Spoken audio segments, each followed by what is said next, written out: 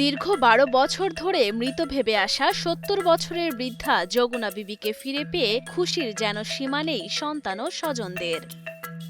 হারিয়ে যাওয়ার পর অনেক খোঁজাখুঁজি করে না পেয়ে তাকে ফিরে পাওয়ার আশাই ছেড়ে দিয়েছিলেন পরিবারের সদস্যরা। অবশেষে ফেসবুকের কল্যাণে ৩০ এপ্রিল মঙ্গলবার রাতে কলকাতা থেকে বেনাপোল স্থলবন্দর দিয়ে নিজ বাড়িতে যমুনা বিবিকে ফিরিয়ে আনেন তার পরিবার। আরও বিভিন্ন জনের ফেসবুকে এরা দেখছে, তারাও বলছে, শনাক্ত করছে। তারপরে আমরা বাংলাদেশ হাইকমিশনের লাগে আলাপ করিয়া থানায় জিডির মারফতে তার বাড়িতে ফিরে আনি বেনাপোল হয়ে। এই আইস হইতে ১২-১৩ বছর আগে হারানি গেছে। আমরা বহুত খোঁজাখুঁজি করছি, পাই নাই। তো তারপরে আমরা এখন বর্তমানে মনে করেন খোঁজ পাইয়া ভারতে শুনলাম যে ভারতে আছে। তো ভারতে তো ওনারা আনা হয়েছে। জানা যায় শরীয়তপুরের জাজিরা উপজেলার ডেঙ্গর বেপারীকান্দির বাসিন্দা মৃত লাল মিয়া ব্যাপারীর স্ত্রী যমুনা বিবি। প্রায় সময় বাড়ি থেকে বের হয়ে রাস্তা চিনে বাড়িতে ফিরতে পারতেন না তিনি। সে সময় গ্রামের লোকজন বাড়িতে রেখে আসতেন তাকে। সবশেষ ২০১১ সালে বাড়ি থেকে নিখোঁজ হয়ে আর বাড়িতে ফেরেননি মানসিক ভারসাম্যহীন যমুনা বিবি।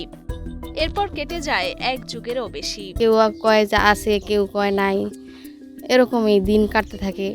তারপর ১২ বছর চলে গেল।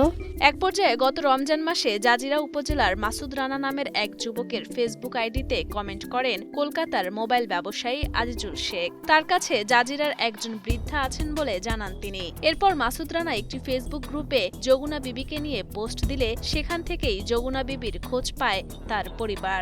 ফেসবুকে তারপর কিছু গ্রুপে পোস্ট করার মাধ্যমে ওই মুরব্বীকে জোহরা বেগম যে তাকে আমরা আসলে শনাক্ত করে খুঁজে পাই। যমুনা বিবির আশ্রয়দাতা আজিজুল শেখের কাছ থেকে জানা যায় তার বাড়ির সামনে ভারসাম্যহীন ও অসুস্থ অবস্থায় যমুনা বিবিকে দেখতে পান তিনি। বৃদ্ধা যমুনা বিবি দেখতে অনেকটা তার দাদির মতো হওয়ায় তাকে বাড়িতে নিয়ে সেবা যত্ন ও দীর্ঘদিন চিকিৎসা করান। এক পর্যায়ে যমুনা বিবি সুস্থ হন এবং তার ছেলে মেয়ে ও আগের বাসস্থানের ঠিকানা জানান।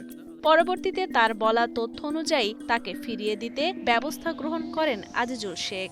ওই বিজ্ঞাপনটা ওনার কাছে দিই, মাসুদ নামের কাছে দিই যে ভাইয়া একটু হেল্প করেন, আপনাদের গ্রামের মানুষ, আপনাদের এরিয়ার মানুষ একটু দেখেন।